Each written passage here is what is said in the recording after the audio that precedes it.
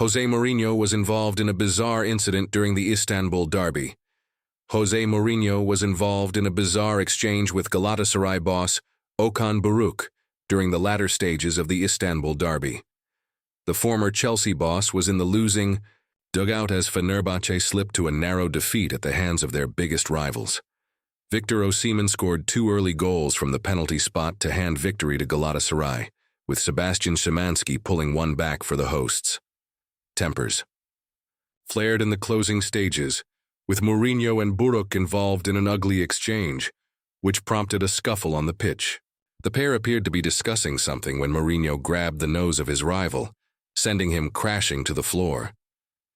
Buruk stayed on the ground clutching his face as Galatasaray goalkeeper Fernando Muslera rushed over to remonstrate with Mourinho. Both sets of players then got involved in a shoving match, with several members of staff also failing to control their emotions.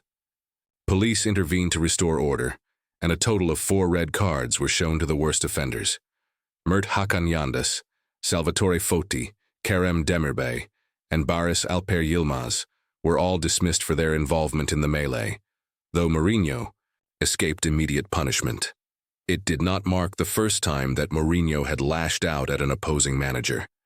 During his time in charge of Real Madrid, he poked Barcelona assistant coach Tito Villanova in the eye during a ferocious touchline brawl. The incident was not spotted by the referee, meaning it went unpunished as there was no VAR back then. Mourinho was later handed a 2-game ban, applying to games in the Spanish Super Cup, which was eventually overturned. A decade later, the Portuguese boss admitted that he was in the wrong and insisted that if he could turn back time and handle things differently, he would have done.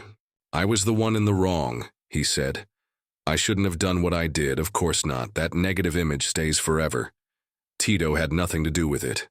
I apologized to him. I was a victim of myself. If I could, this would be one of the things I would never repeat.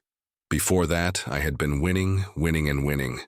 I got into this state that if I wasn't winning, it seemed like the end of the world to me."